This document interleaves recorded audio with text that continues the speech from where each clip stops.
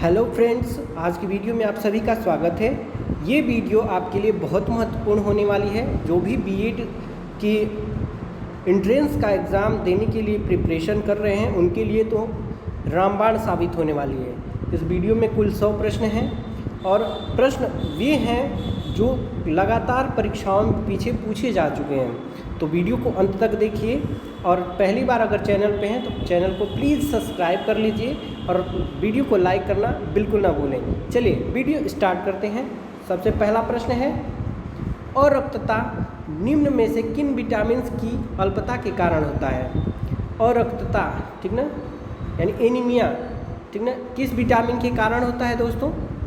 तो राइट उत्तर क्या हो जाएगा? ऑप्शन नंबर बी, ठीक ना, B6 एवं B12 के कारण अरक्तता होता है। ठीक है, याद रखेंगे। शरीर के किसी भाग में ऊतकों में रक्त की आपूर्ति की कमी होना तथा उसके कारण मानव शरीर की कोशिकाओं में रक्त की कमी हो जाना अरक्तता कहलाता है। यह महिलाओं में अधिक पाया जाता है। खून की कमी से शरीर में विटामिन B12 एवं विटामिन B6 की अल्पता के कारण अरक्तता यानी एनीमिया होता है। ठीक है, चलिए अगला प्रश्न है दोस्तों, इलायोप्लास्ट, ठीक ना, इलायोप्लास्ट संग्रहित करते हैं, क्या संग्रहित करते हैं दोस्तों? स्टार्च, प्रोटीन, वसा या आवश्यक अमीनो अम्ल। तो राइट उत्तर क्या हो जाएगा दोस्तों इस प्रश्न का? राइट उत्तर हो जाएगा ऑप्शन नंबर सी, ठीक ना, ऑप्शन सी बिल्कुल करेक्ट हो जाएगा। जो इलायोप्लास्ट है वो वसा एकत्रित करते हैं, इसे ध्यान रखेंगे। ठीक है, चलिए प्रश्न नंबर 3 है, वर्षा ऋतु में लकड़ी से बने दरवाजों के फूलने का क्या कारण है? वर्षा ऋतु में लकड़ी से बने दरवाजों के फूलने का क्या कारण है दोस्तों? राइट उत्तर क्या हो जाएगा? ऑप्शन नंबर बी, ठीक ना, अंतः शोषण के कारण वर्षा ऋतु में लकड़ी से बने दरवाजे फूल जाते हैं। ठीक है, चलिए प्रश्न नंबर 4 है, जब बर्फ पिघलती है तो उसका आयतन घटता है, बढ़ता है, या पहले घटता है फिर बढ़ता है या वही रहता है? बताएंगे। राइट उत्तर क्या हो जाएगा? जब बर्फ पिघलती है तो उसका आयतन घटता है कि बढ़ता है, या फिर घट के बढ़ता है, या फिर वही रहता है? तो राइट उत्तर हो जाएगा ऑप्शन नंबर सी, ठीक ना, पहले घटता है फिर बढ़ता है। ठीक है, जब बर्फ पिघलती है तो उसका आयतन पहले घटता है और उसके बाद बढ़ता है। प्रश्न नंबर 5 है, पादपों द्वारा वायुमंडल में जल परिवर्धन की प्रक्रिया कहलाती है। ठीक है, पादपों द्वारा वायुमंडल में जल परिवर्धन की प्रक्रिया क्या कहलाती है दोस्तों? राइट उत्तर हो जाएगा ऑप्शन नंबर डी, वाष्पोत्सर्जन। ठीक ना, क्या कहलाएगी? वाष्पोत्सर्जन कहलाएगी। चलिए प्रश्न नंबर 6 है, भारतीय रिजर्व बैंक के गवर्नर के कार्यकाल की अवधि कितनी होती है? भारतीय रिजर्व बैंक के गवर्नर का कार्यकाल की अवधि कितनी होती है दोस्तों? ठीक ना, तो इसका राइट उत्तर हो जाएगा ऑप्शन नंबर बी, ठीक है, 3 साल। जो आरबीआई के गवर्नर होते हैं उनकी 3 साल की अवधि निर्धारित की गई है। इसके पश्चात कार्यकाल को बढ़ाने के लिए पुनः नियुक्ति की जाती है। ठीक है, प्रश्न नंबर 7 है, चाबहार बंदरगाह किन देशों द्वारा संयुक्त रूप से बनाया गया? एक चाबहार नाम का बंदरगाह है दोस्तों। पूछ रहा है प्रश्न कि उसे किन देशों के संयुक्त रूप से बनाया है? तो राइट उत्तर हो जाएगा option number A, Iran, Afghanistan और भारत, इन तीनों के ने संयुक्त रूप से चाबहार बंदरगाह को बनाया है। ठीक है, प्रश्न नंबर 8 है, बहुत ही आसान सा प्रश्न है, भारत का 29वां राज्य या भारत का सबसे नवीनतम राज्य कौन सा है? राइट उत्तर आप सभी लोग जानते हैं, इसका राइट उत्तर आप कमेंट कर सकते हैं, तेलंगाना हो जाएगा। ठीक है, चलिए प्रश्न नंबर 9 है, जीव मिल्खा सिंह किस खेल से जुड़े हैं? ठीक ना, जीव मिल्खा सिंह किस खेल से जुड़े हैं दोस्तों? तो राइट उत्तर हो जाएगा ऑप्शन नंबर सी, ठीक ना, गोल्फ से। जो जीव मिल्खा सिंह है वो भारत के पहले प्रोफेशनल गोल्फ खिलाड़ी हैं। इनके पिता प्रसिद्ध भारतीय धावक मिल्खा सिंह तथा माता भारत की पहल महिला वॉलीबॉल टीम के पूर्व कप्तान निर्मल कौर हैं। ठीक ना, ये जीव मिल्खा सिंह जो हैं किसके पुत्र हैं, तो ये भारतीय धावक जो हैं मिल्खा सिंह उन्हीं के पुत्र हैं। ठीक है, चलिए प्रश्न नंबर 10 देखते हैं दोस्तों। निम्नलिखित राज्यों में किस राज्य की विधानमंडल द्विसदनी है। इन राज्यों में से बताना है कि किस राज्य की विधानमंडल द्विसदनी है। तो राइट उत्तर क्या हो जाएगा, ऑप्शन नंबर डी। ठीक ना, बिहार जो है बिहार विधानमंडल जो है दोस्तों वे द्विसदनीय है, इसको ध्यान रखेंगे। देखिए, भारत के 29 राज्यों में बिहार, महाराष्ट्र, कर्नाटक, उत्तर प्रदेश, आंध्र प्रदेश एवं जम्मू कश्मीर राज्य में विधानमंडल है एवं द्विसदनीय है। ठीक है, शेष राज्यों में विधानमंडल एक सदनीय है। तात्पर्य यह है कि विधानसभा तथा विधान परिषद है वहाँ पे। ठीक है, चलिए प्रश्न नंबर 11 है आपके लिए। भारतीय संघ कौन से देश के संघ के सदृश है। जो भारतीय संघ है वह किस देश के संघ के सदृश है दोस्तों, तो राइट उत्तर हो जाएगा ऑप्शन नंबर डी, कनाडा संघ के, ठीक ना, सदृश है। सदृश मतलब समान है। प्रश्न नंबर 12 है, 93वां संवैधानिक संशोधन किससे संबंधित है। 93वां संवैधानिक संशोधन किससे संबंधित है दोस्तों, राइट उत्तर हो जाएगा ऑप्शन नंबर डी, शिक्षण संस्थानों में ओबीसी के आरक्षण से। ठीक ना, शिक्षण संस्थानों में ओबीसी के आरक्षण से 93वां संविधान संशोधन संबंधित है। ठीक है, चलिए प्रश्न नंबर 13 है, भारत में राजनीतिक दलों को मान्यता दी जाती है केंद्र सरकार द्वारा, राज्य सरकार द्वारा, भारत के उच्चतम न्यायालय द्वारा या भारतीय निर्वाचन आयोग द्वारा। ठीक है, भारत में राजनीतिक दलों को मान्यता किसके द्वारा दी जाती है दोस्तों, राइट उत्तर क्या हो जाएगा इस प्रश्न का, तो राइट उत्तर हो जाएगा ऑप्शन नंबर डी, भारतीय निर्वाचन आयोग द्वारा भारत में राजनीतिक दलों को मान्यता दी जाती है। ठीक है, ध्यान रखेंगे इस प्रश्न को कि भारत में राजनीतिक दलों को मान्यता भारतीय निर्वाचन आयोग द्वारा दी जाती है, कई बार पूछा गया है प्रश्नों में। चलिए प्रश्न नंबर 14 है, भारत में सूचना का अधिकार किस वर्ष पारित किया गया। ठीक है, भारत में सूचना का अधिकार किस वर्ष पारित किया गया, आरटीआई जिसे कहते हैं इंग्लिश में, राइट टू इन्फॉर्मेशन। ठीक है, तो इसके बारे में ध्यान रखेंगे। 2005 में भारत में सूचना का अधिकार पारित किया गया। ठीक है, राइट उत्तर हो जाएगा ऑप्शन नंबर सी। ठीक है, देखिए, यह कानून भारत के सभी नागरिकों को सरकारी फाइलों या रिकॉर्डों में दर्ज सूचना को देखने और उसे प्राप्त करने का अधिकार देता है।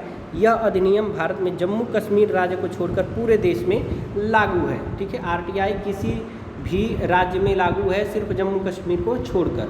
चलिए प्रश्न नंबर 15 देखते हैं, भारत में केंद्र शासित प्रदेशों की कुल संख्या कितनी है। भारत में केंद्र शासित प्रदेशों की कुल संख्या कितनी है दोस्तों, राइट उत्तर क्या हो जाएगा, तो राइट उत्तर हो जाएगा ऑप्शन नंबर डी, 8 है कुल केंद्र शासित प्रदेश। ठीक है, आप हमें कमेंट कर सकते हैं कि वो 8 केंद्र शासित प्रदेश कौन कौन से हैं। चलिए प्रश्न नंबर 16 है, भारत का निर्वाचन आयोग है विधिक संस्था, प्रशासनिक संस्था या अधिनियमित संस्था या संवैधानिक संस्था, तो बताएंगे ऑप्शन। भारत का निर्वाचन आयोग है कैसी विधिक संस्था है या फिर प्रशासनिक संस्था है, अधिनियमित संस्था है या फिर संवैधानिक संस्था है। राइट उत्तर क्या हो जाएगा इस प्रश्न का, राइट उत्तर हो जाएगा ऑप्शन नंबर डी, संवैधानिक संस्था है भारत का निर्वाचन आयोग। देखिए, भारत निर्वाचन आयोग एक अस्थायी संवैधानिक संस्था है। इसका वर्णन संविधान के अनुच्छेद 324 में किया गया है। ठीक है, अनुच्छेद 324 जो है दोस्तों वह भारत के निर्वाचन से संबंधित है। निर्वाचन आयोग की स्थापना 26 जनवरी 1950 को की गई थी। ठीक है, इसकी स्थापना कब हुई थी, 26 जनवरी 1950 को। ठीक है, ध्यान रखेंगे ये डेट भी। निर्वाचन आयोग की स्थापना पूछ सकता है, निर्वाचन आयोग संवैधानिक है कि असंवैधानिक है ये पूछ सकता है, या फिर किस अनुच्छेद में भारत के निर्वाचन आयोग के विषय में लिखा गया है, ये पूछ सकता है, तो 324 है। ठीक है, चलिए प्रश्न नंबर 17 है दोस्तों। लोकसभा में भारत के राष्ट्रपति द्वारा एंग्लो इंडियन समुदाय के कितने सदस्य मनोनीत किए जाते हैं? ठीक है, लोकसभा में भारत के राष्ट्रपति द्वारा एंग्लो इंडियन समुदाय के कितने सदस्य मनोनीत किए जाते हैं? तो इस प्रश्न का उत्तर क्या हो जाएगा? इस प्रश्न का राइट उत्तर हो जाएगा ऑप्शन नंबर डी, 2 सदस्य। ठीक है, लोकसभा में भारत के राष्ट्रपति द्वारा एंग्लो इंडियन समुदाय के 2 सदस्यों को मनोनीत किया जाता है, ये भी आप ध्यान रखेंगे। चलिए प्रश्न नंबर 18 है। लोकसभा का प्रोटेम अध्यक्ष नियुक्त किया जाता है, किसके द्वारा नियुक्त किया जाता है दोस्तों? भारत के राष्ट्रपति द्वारा, भारत के उपराष्ट्रपति द्वारा, भारत के प्रधानमंत्री द्वारा या भारत के मुख्य न्यायाधीश द्वारा? तो राइट उत्तर क्या हो जाएगा? प्रश्न नंबर 18 का right Uttar option number A हो जाएगा, भारत के राष्ट्रपति द्वारा। भारत का लोकसभा का प्रोटेम अध्यक्ष जो होता है, प्रोटेम स्पीकर जिसे इंग्लिश में कहते हैं, वो राष्ट्रपति द्वारा चुना जाता है। ठीक है, चलिए प्रश्न नंबर 19वां है।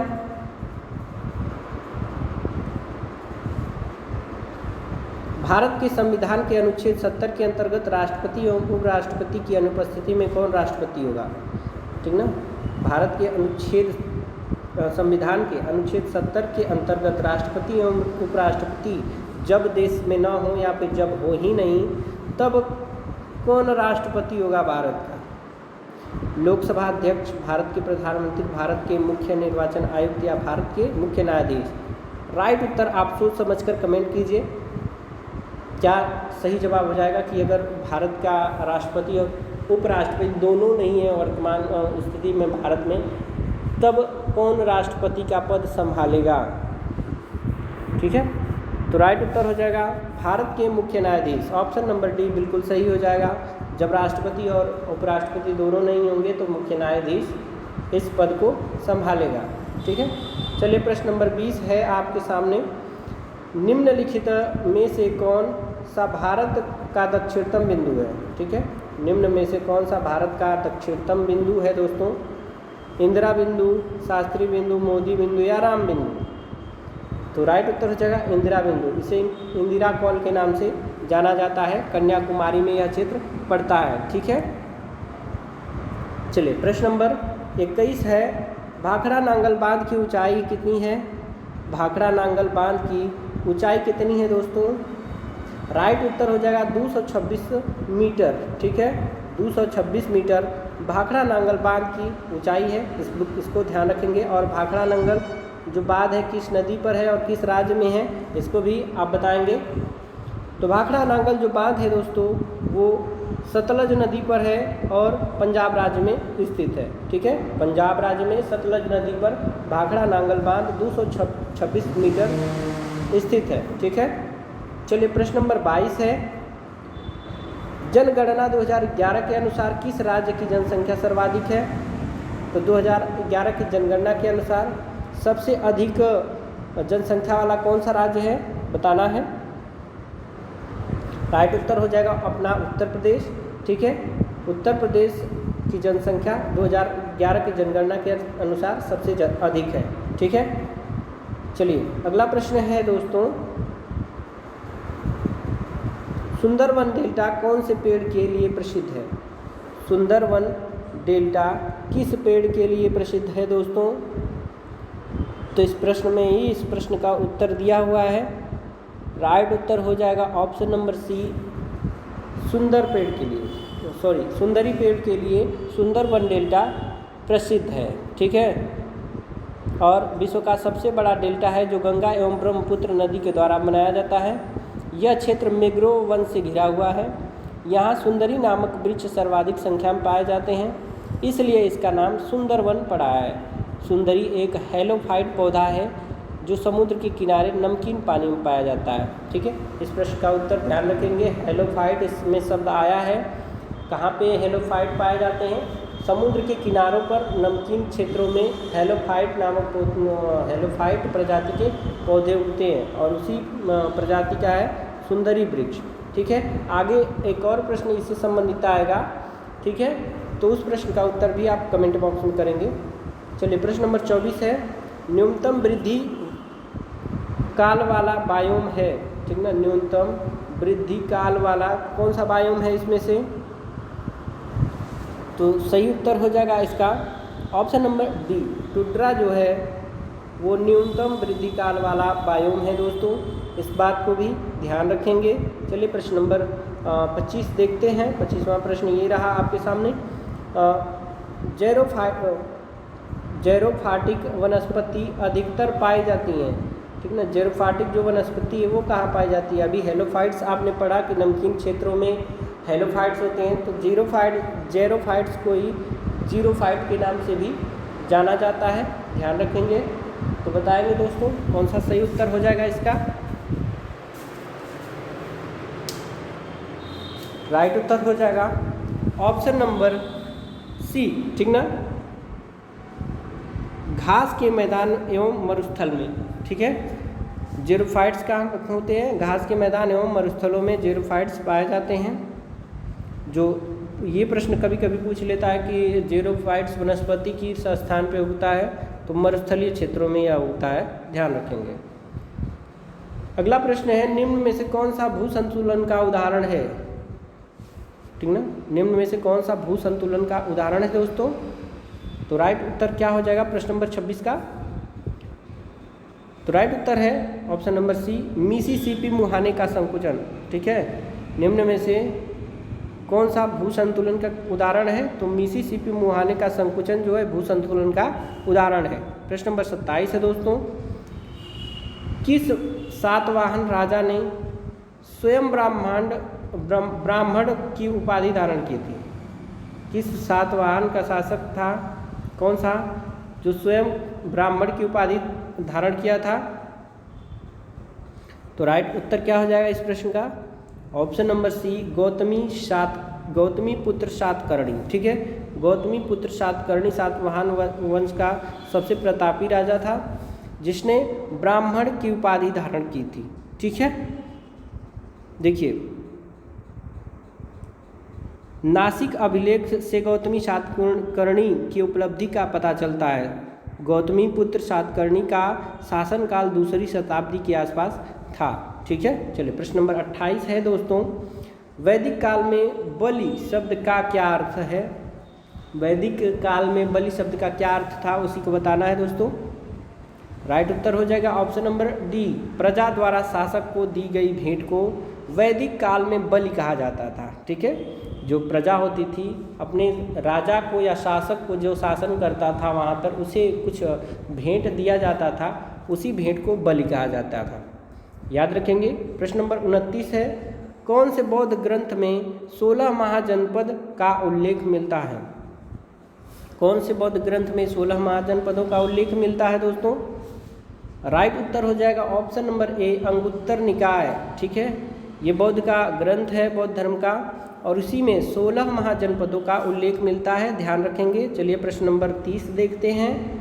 दोस्तों वीडियो पसंद आ रही है तो प्लीज़ वीडियो को लाइक कर दीजिए, और चैनल सब्सक्राइब नहीं है तो प्लीज़ चैनल को सब्सक्राइब कर लीजिए, ठीक है। आपके लिए ही ये वीडियो बन रही है, आप अच्छे अंक हासिल करके आपको एक सरकारी कॉलेज मिल जाए, इसीलिए आपकी वीडियो बन रही है, ठीक है। चलिए, बुलंद दरवाज़ा किसके द्वारा बनवाया गया था? बुलंद दरवाज़ा किसके द्वारा बनवाया गया था दोस्तों?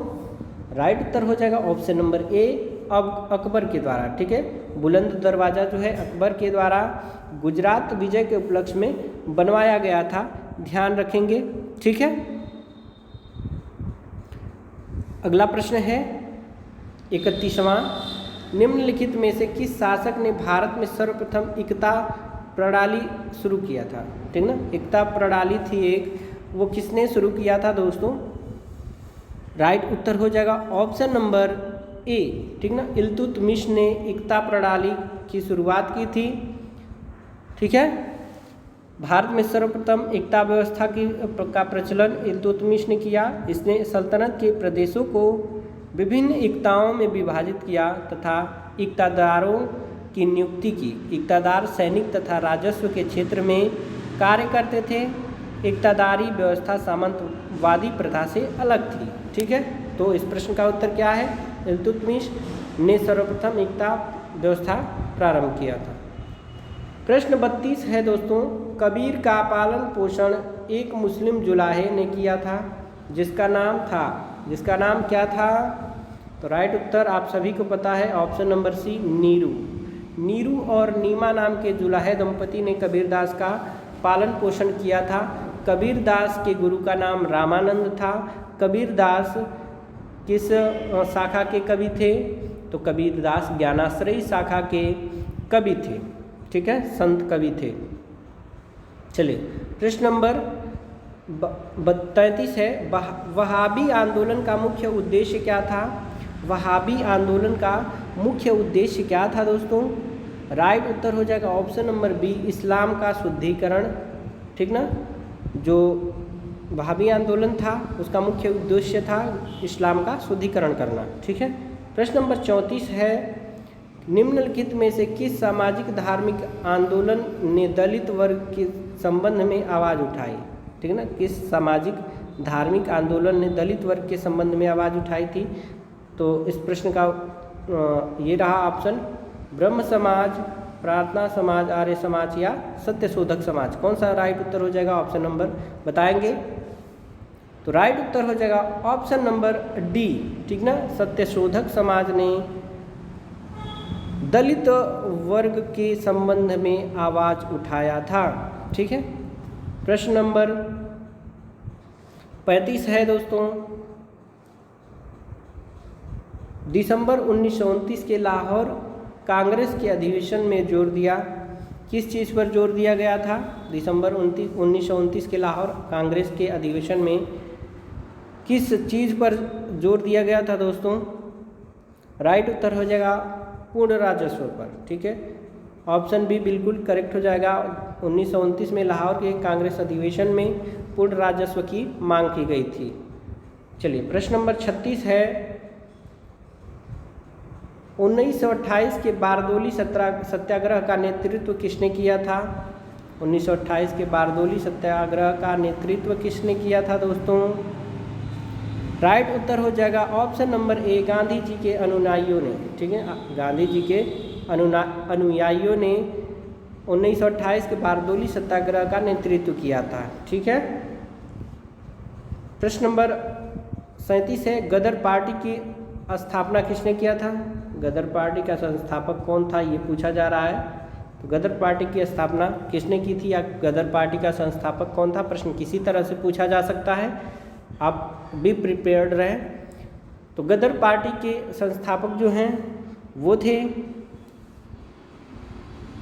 कौन थे दोस्तों? राइट उत्तर हो जाएगा ऑप्शन नंबर बी, लाला हरदयाल, ठीक है। लाला हरदयाल गदर पार्टी के संस्थापक थे। देखिए, गदर पार्टी की स्थापना 1913 में संयुक्त राज्य अमेरिका के सैन फ्रांसिस्को में हुई थी, ठीक है। इस पार्टी की स्थापना सैन फ्रांसिस्को में हुई। इसके संस्थापक लाला हरदयाल थे। गदर पार्टी ने गदर नामक पत्रिका का प्रकाशन भी करवाया था। इस पार्टी का मुख्य उद्देश्य क्रांतिकारी प्रयासों द्वारा भारत को आज़ाद कराना था, ठीक है। इसका मुख्य उद्देश्य पूछा जाए गदर पार्टी का, तो क्रांतिकारियों द्वारा भारत को आज़ाद कराना था, ठीक है। सैन फ्रांसिस्को में इसकी स्थापना हुई थी लाला हरदयाल के द्वारा। प्रश्न 38 है दोस्तों, भारतीय प्रेस की स्वतंत्रता का प्रणेता किसे कहा जाता है? भारतीय प्रेस की स्वतंत्रता का प्रणेता किसे कहा जाता है? राइट उत्तर हो जाएगा ऑप्शन नंबर बी, ठीक है। चार्ल्स मेडकॉफ को भारतीय प्रेस की स्वतंत्रता का प्रणेता कहा जाता है।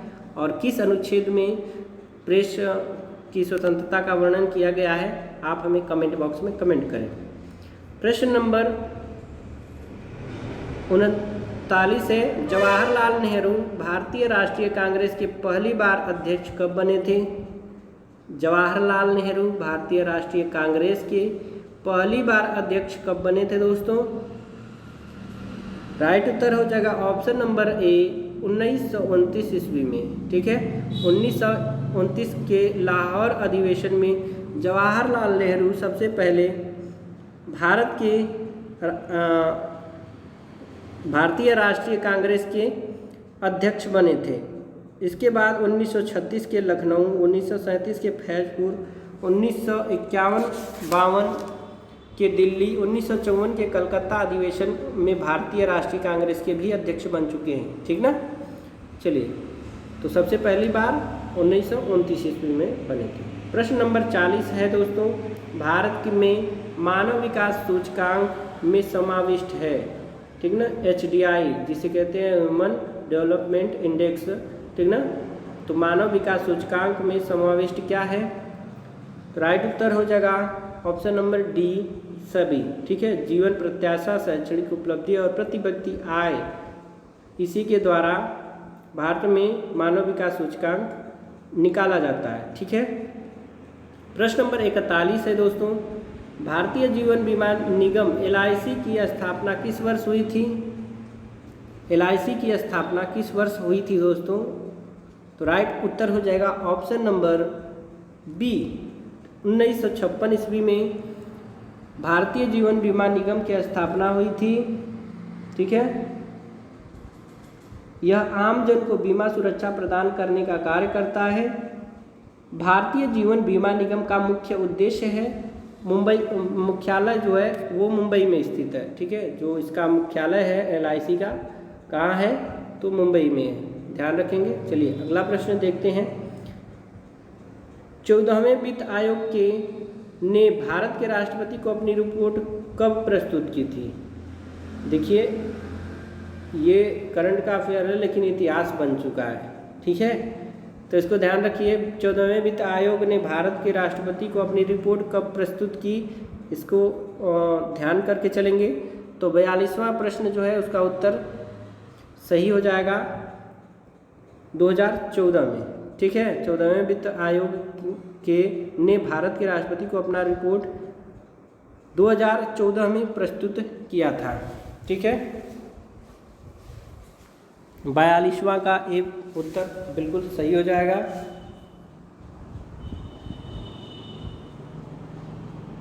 चलिए प्रश्न नंबर 43 देखते हैं। भारत में किसी क्षेत्र से अधिकतम कुल घरेलू बचत प्राप्त होती है? भारत में किसी क्षेत्र से अधिकतम कुल घरेलू बचत प्राप्त होती है? किस क्षेत्र से?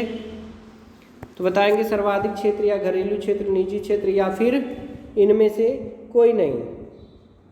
राइट उत्तर हो जाएगा ऑप्शन नंबर बी, घरेलू क्षेत्र से। ठीक ना, सबसे ज़्यादा घरेलू बचत घरेलू क्षेत्र से ही होता है, ध्यान रखेंगे।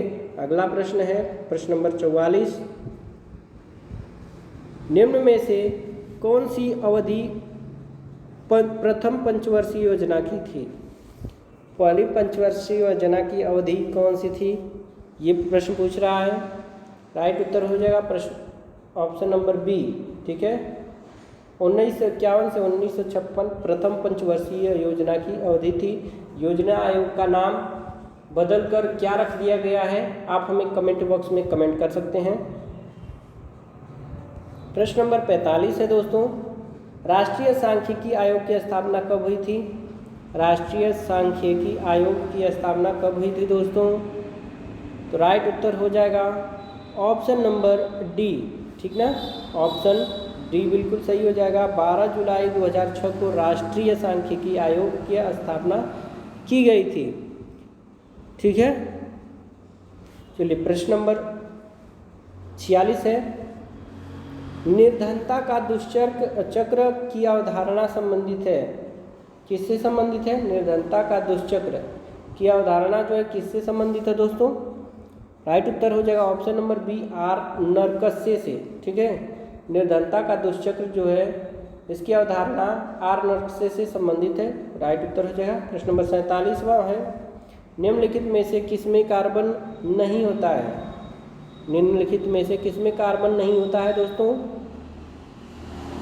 राइट उत्तर हो जाएगा ऑप्शन नंबर डी, बलुआ पत्थर। ठीक है, बलुआ पत्थर में जो कार्बन है वो नहीं होता है। ठीक है, और हीरा में कार्बन होता है, कोयला में होता है और ग्रेफाइट में भी होता है। प्रश्न नंबर 48 है दोस्तों, भारी जल है एक शीतलक, मंदक या भी दोनों या फिर ईंधन? राइट उत्तर हो जाएगा ऑप्शन नंबर सी। ठीक है, शीतलक भी है और मंदक भी है भारी जल, जिसका रासायनिक सूत्र क्या होता है D2O, अर्थात ड्यूटेरियम ऑक्साइड इसका रासायनिक नाम है। चलिए प्रश्न नंबर 49 है दोस्तों, विटामिन सी का रासायनिक नाम क्या है? विटामिन सी का रासायनिक नाम क्या है दोस्तों? सही जवाब हो जाएगा ऑप्शन नंबर सी, एस्कॉर्बिक अम्ल। ठीक है, विटामिन सी का रासायनिक नाम एस्कॉर्बिक अम्ल है, ध्यान रखेंगे। चलिए प्रश्न नंबर 50 है और सामान्य ज्ञान का आखिरी प्रश्न है, निम्न में से कौन सी धातु चाकू से काटी जा सकती है? निम्न में से कौन सी धातु चाकू से काटी जा सकती है दोस्तों? तो राइट उत्तर हो जाएगा सोडियम। ठीक है, जो सोडियम है वह सोडियम एक मुलायम धातु है जिसे चाकू से काटा जा सकता है। सोडियम धातु को केरोसिन तेल में रखा जाता है। ठीक है, मिट्टी के तेल में सोडियम धातु को रखा जाता है, इस बात को ध्यान रखेंगे। यहाँ तक उम्मीद है आपको सारे प्रश्न समझ में आए होंगे, और अगर नहीं समझ में आ रहे हैं तो एक बार धीरे करके वीडियो को पुनः देख लीजिए, आपको सारे प्रश्न याद आ जाएंगे। ठीक है, तो चलिए अब हिंदी के प्रश्न स्टार्ट करते हैं। भाग ब में हिंदी दिया रहेगा, तो भाग ब का पहला प्रश्न जो है हिंदी का वो है, विद्वान का स्त्रीलिंग शब्द है। तो विद्वान का स्त्रीलिंग शब्द विद्वानी नहीं होगा दोस्तों। ठीक है, ना विदूषक होगा और ना ही विद्वता, विदुषी होता है। ठीक है, ध्यान रखेंगे, विद्वान का स्त्रीलिंग विदुषी होता है। प्रश्न नंबर 52 है, कौन सा व्यंजन नासिक्य है? तो जो न है दोस्तों यह नासिक्य व्यंजन है, इस प्रश्न को भी ध्यान रखेंगे। प्रश्न नंबर 53 है, जो वर्तनी की दृष्टि से सही शब्द है, सही शब्द कौन सा है वर्तनी की दृष्टि से, वो बताना है। राइट उत्तर हो जाएगा ऑप्शन नंबर सी। ठीक है, आशीर्वाद शब्द जो सी ऑप्शन में लिखा है वही सही है, बाकी सब गलत है।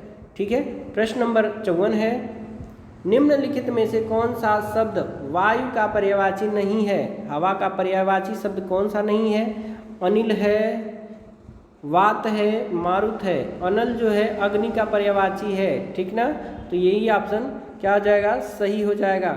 ठीक है, प्रश्न नंबर 54 का राइट उत्तर है अनल, ऑप्शन नंबर बी। प्रश्न 55 है दोस्तों, हर्ष का विलोम क्या होता है? हर्ष का विलोम क्या होता है? तो राइट उत्तर हो जाएगा विषाद। ठीक है, हर्ष मतलब खुशी होती है, विषाद मतलब दुख होता है। ठीक है, चलिए 56वां प्रश्न है दोस्तों,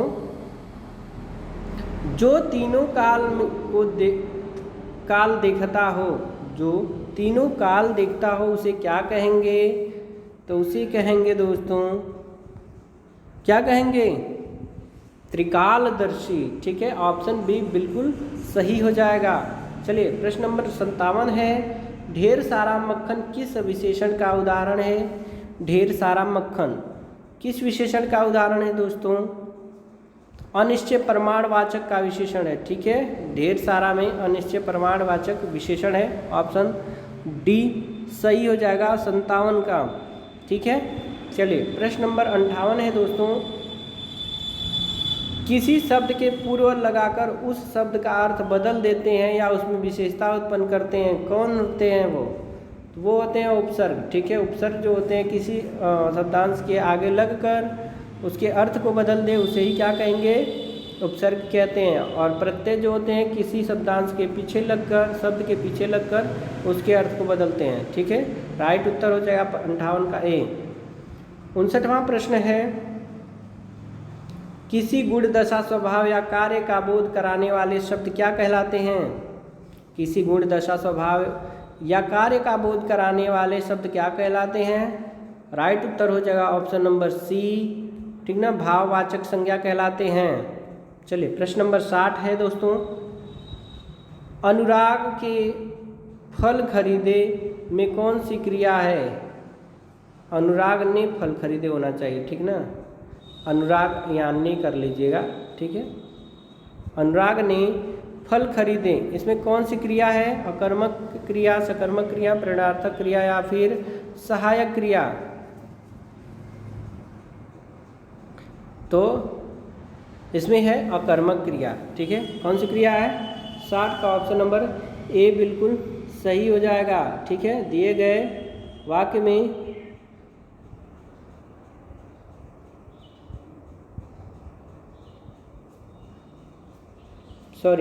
इसमें सकर्मक क्रिया है। ठीक है, इसमें सकर्मक क्रिया है। अनुराग ने क्या खरीदे? फल खरीदे। ठीक है, चलिए प्रश्न नंबर 60 का बी ऑप्शन बिल्कुल सही हो जाएगा, इसमें सकर्मक क्रिया है। 61वां प्रश्न है दोस्तों,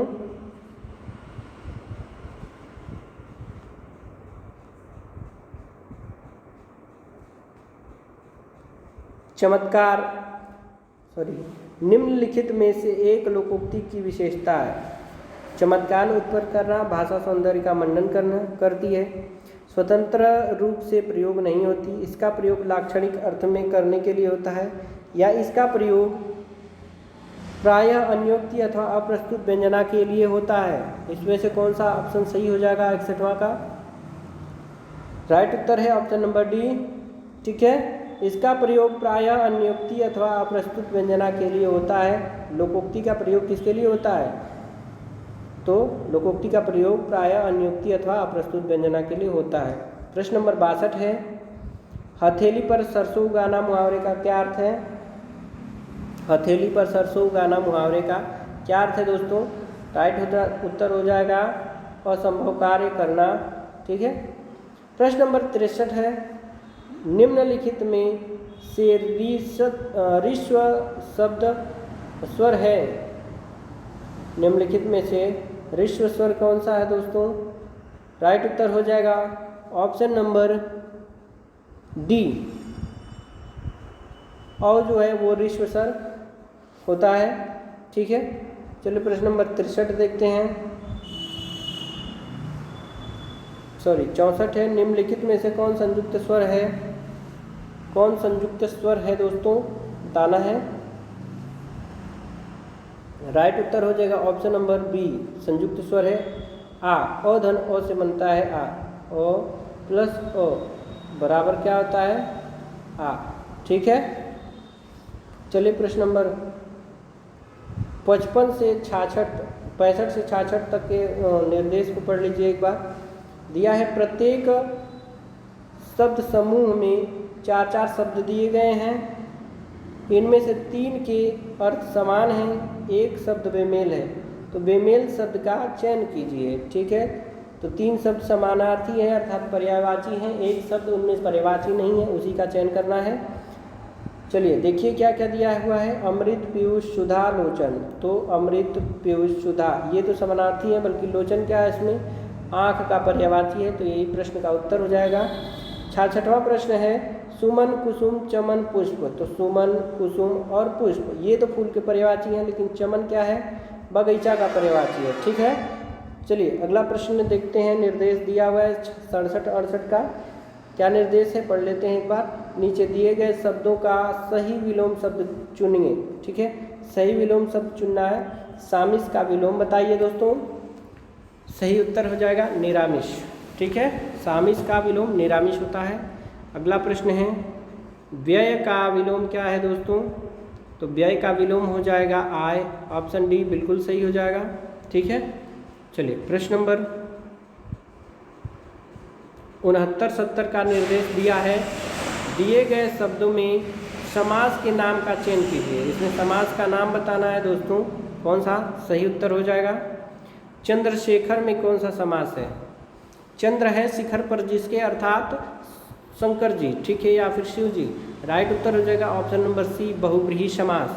ठीक है, प्रश्न नंबर 70 है, रात दिन। रात दिन इसमें कौन सा समास है दोस्तों? तो इसमें क्या है? द्वंद्व समास। ठीक है, द्वंद्व समास है, रात या दिन। ऑप्शन ए बिल्कुल सही हो जाएगा। प्रश्न 71 है, निम्नलिखित में से कौन सा शब्द सदैव एक वचन रहता है? कौन सा शब्द जो है सदैव एक वचन में रहता है दोस्तों? जनता, दर्शन, लोग या फिर आंसू। सही जवाब हो जाएगा ऑप्शन ए।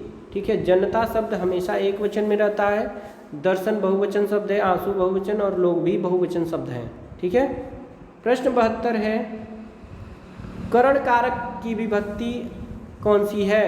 करण कारक की विभक्ति कौन सी है दोस्तों? कर्ता ने कर्म को करण से के द्वारा। ऑप्शन नंबर बी बिल्कुल सही हो जाएगा। ठीक है, करण की विभक्ति है से के द्वारा। ठीक है, चलिए प्रश्न नंबर 73 है, सही शब्द है इनमें से कौन सा सही शब्द है दोस्तों? तो देखने में ही लग रहा है कि ये तो होगा नहीं, ये भी नहीं होगा और ये भी नहीं होगा। ऑप्शन नंबर बी बिल्कुल सही हो जाएगा। 73 का बी ऑप्शन सही है। प्रश्न नंबर 74 है, जलवायु में कौन सा समास है? जलवायु में कौन सा समास है दोस्तों? तो सही जवाब हो जाएगा जल और वायु में द्वंद्व समास है। ठीक है, कौन सा समास है? द्वंद्व समास है। चलिए प्रश्न नंबर अगला है 75वां प्रश्न, कोई कुछ कहे हमें क्या में सर्वनाम है। कोई कुछ कहे हमें क्या में कौन सा सर्वनाम है दोस्तों? तो राइट उत्तर हो जाएगा अनिश्चयवाचक सर्वनाम। ठीक है, 75 का सही उत्तर है अनिश्चयवाचक सर्वनाम। ठीक है, प्रश्न नंबर 76-77 का निर्देश दिया गया है, पढ़ लेते हैं एक बार। प्रश्नों में प्रत्येक वर्ग में दिए गए 4 विकल्पों में शुद्ध वाक्य का चयन कीजिए। ठीक है, शुद्ध वाक्य का चुनाव करना है। देखिए 76 का ऑप्शन ए है, 3 नगरों का नाम बताइए। 3 नगर के नाम बताइए, या 3 नगरों के नाम बताइए, या फिर 3 नगर का नाम बताइए।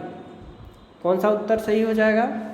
तो राइट उत्तर हो जाएगा ऑप्शन नंबर सी, 3 नगरों के नाम बताइए। ठीक ना, 3 नगरों के नाम बताइए। जब 3 है तो बहुवचन संख्या है तो नगरों हो जाएगा यहाँ पे, और नगरों के हिसाब से के लगेगा। ठीक है, तो 3 नगरों के नाम बताइए, बिल्कुल सही हो जाएगा। प्रश्न 77 है, दिया है, मुझसे यह काम होना संभव नहीं है। ये तो गलत है। मुझसे यह काम हो सकना संभव नहीं है, ये भी गलत है। मुझसे यह काम हो सकना संभव नहीं प्रतीत होगा। मुझसे यह काम हो सकना संभव नहीं होगा। ठीक है, राइट उत्तर कौन सा हो जाएगा दोस्तों? 77 का। चलिए ये भी गलत है। ठीक है, राइट उत्तर हो जाएगा ऑप्शन नंबर ए। ठीक ना, ऑप्शन ए बिल्कुल सही हो जाएगा, मुझसे यह काम होना संभव नहीं है। ठीक है, चलिए प्रश्न नंबर 78 देखते हैं, निम्नलिखित विकल्पों में से सही संधि विच्छेद चुनिए। 78 और 79 में संधि का चयन करना है। सच्चिदानंद में कौन का संधि विच्छेद कौन सा सही है? तो इसका राइट उत्तर हो जाएगा सत धन चित धन आनंद। ऑप्शन नंबर ए बिल्कुल सही हो जाएगा। ठीक है, सच्चिदानंद। अगला प्रश्न है, यशोदा का संधि विच्छेद कौन सा सही है? सही जवाब हो जाएगा यशः धंधा। ऑप्शन नंबर सी बिल्कुल सही हो जाएगा। यशोदा में विसर्ग संधि है, यशः धंधा सही हो जाएगा। प्रश्न नंबर 80 और 81 का निर्देश दिया है कि निम्नलिखित शब्दों के पर्यायवाची चुनिए। पर्यायवाची बताना है दोस्तों। तो मछली का पर्यायवाची इसमें से कौन सा है? तो मीन है, आप सभी लोग जानते हैं। पति का पर्यायवाची इसमें से कौन सा है? तो पति का पर्यायवाची है दोस्तों ऑप्शन नंबर बी। ठीक ना, आर्य जो होता है वह पति का पर्यायवाची होता है। ऑप्शन बी बिल्कुल सही हो जाएगा। प्रश्न नंबर 82-83 का निर्देश दिया हुआ है दोस्तों। प्रश्नों में प्रत्येक मुहावरे लोकोक्ति के लिए विकल्प दिए गए हैं, इनमें से एक उचित विकल्प का चयन कीजिए। ठीक है, चलिए मुहावरा या लोकोक्ति दिया हुआ है, इसमें से उचित विकल्प चुनना है जो सही है। चलिए देखते हैं क्या है मुहावरा। एक तवे की रोटी क्या छोटी क्या मोटी। ठीक है, एक तवे की रोटी क्या छोटी क्या मोटी। इस 82वें प्रश्न का उत्तर क्या हो जाएगा दोस्तों? तो इसका हो जाएगा सब लगभग एक समान। ठीक है, ऑप्शन डी बिल्कुल सही हो जाएगा, सब लगभग एक समान होते हैं एक तवे की रोटी। चलिए प्रश्न नंबर 83 है आपके लिए कि ऊँट को निगल लिया और दुम को हिचके। ठीक है, ऊँट को निगल लिया और दुम को हिचके, इस लोकोक्ति का अर्थ बताइए दोस्तों। राइट उत्तर हो जाएगा ऑप्शन नंबर डी। ठीक ना, बड़ी विपत्ति को स्वीकार करना और साधारण बात पर संकोच करना, यह क्या है? ऊँट को निगल लिया और दुम को हिचके, इस लोकोक्ति का अर्थ है। प्रश्न नंबर 84 और 85 का निर्देश दिया हुआ है दोस्तों। दिया है कि दिए गए शब्दों में प्रयुक्त संधि का चयन कीजिए। अब इसमें संधि बताना है। पहला प्रश्न है षडानन में कौन सी संधि है, दूसरा है धर्मात्मा में कौन सी संधि है। तो षडानन में आप सभी लोग जानते हैं कौन सी संधि होती है, व्यंजन संधि है, ठीक है ना। और धर्मात्मा में कौन सी संधि है दोस्तों, धर्म धन आत्मा स्वर संधि है। ऑप्शन नंबर ए बिल्कुल सही हो जाएगा। प्रश्न नंबर 86-87 का दोस्तों दिया हुआ है यहाँ पे निर्देश। नीचे दिए गए वाक्यांशों के लिए सही शब्द का चयन कीजिए। नीचे दिए गए वाक्यांशों के लिए सही शब्द का चयन कीजिए। जिस बीमारी का ठीक होना संभव न हो उस बीमारी को क्या कहेंगे एक शब्द में? तो जिस बीमारी का ठीक होना संभव नहीं हो उसे असाध्य कहते हैं या फिर ला इलाज कहते हैं, ठीक है। चलिए प्रश्न नंबर 87 है, जिस पर विजय प्राप्त कर ली गई हो उसे क्या कहेंगे? तो उसे कहेंगे दोस्तों विजित, ठीक ना। ऑप्शन नंबर सी हो जाएगा इसका राइट उत्तर। जिस पर विजय प्राप्त कर ली गई हो उसे विजित कहेंगे। प्रश्न 88 और 89 प्रश्न का निर्देश दिया है। दिए गए वाक्यों में रेखांकित शब्दों की शुद्ध वर्तनी का चयन कीजिए। शुद्ध वर्तनी बताना है इस पूजनी का और यहाँ ज्ञानेंद्रियाँ का, ठीक है। राइट उत्तर क्या हो जाएगा इस प्रश्न का? तो इस प्रश्न का राइट उत्तर हो जाएगा ऑप्शन नंबर ए, ठीक ना। पूजनीय होता है, ठीक है। पूजनीय पिताजी को सादर प्रणाम। अगला प्रश्न है रूप रस गंध आदि के अनुभव के लिए मनुष्य के पास ज्ञानेंद्रियां हैं। ये ज्ञानेंद्रियां गलत लिखा हुआ है दोस्तों। राइट उत्तर कौन सा हो जाएगा? ऑप्शन नंबर बी, ठीक ना। ज्ञानेंद्रियां इस प्रकार लिखी जाती हैं। चलिए प्रश्न नंबर 90 देखते हैं।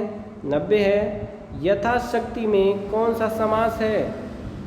यथाशक्ति में कौन सा समास है दोस्तों? ऑप्शन नंबर बी बिल्कुल सही हो जाएगा, अव्ययी भाव समास। यथाशक्ति में अव्ययी भाव समास है। इसका विग्रह होगा शक्ति के अनुसार। 91 प्रश्न है दोस्तों, इनमें एक शब्द घोड़े का पर्यायवाची है नहीं है, ठीक ना। इसमें कह रहा है कि एक शब्द घोड़े का पर्यायवाची नहीं है। इस नहीं को ध्यान रखना है। देखिए घोटक होता है, सैंधव होता है और तुरंग भी होता है। अश्व घोड़े का पर्यायवाची नहीं होता है, जबकि अश्व होता है। क्या होता है? अश्व। ये शब्द जो है घोड़े का पर्यायवाची होता है। प्रश्न नंबर 92 है निम्नलिखित में से कौन सा शब्द सिंह का पर्यायवाची है? निम्नलिखित में से कौन सा शब्द सिंह का पर्यायवाची है दोस्तों? तो सही जवाब हो जाएगा ऑप्शन नंबर सी, ठीक है। पंचानन जो है वह सिंह का पर्यायवाची होता है, ठीक है। सिंह का पर्यायवाची पंचानन भी होता है, इसको ध्यान रखेंगे। प्रश्न नंबर 93 है दोस्तों, जिस समास के दोनों ही पद प्रधान हो उसे क्या कहेंगे? तो आप सभी लोग जानते हैं द्वंद्व कहेंगे। जिस शब्द के दोनों ही पद प्रधान हो उसे द्वंद्व समास कहते हैं। प्रश्न 94 है दोस्तों, शब्द गर्मजोशी का समानार्थी शब्द चुनिए।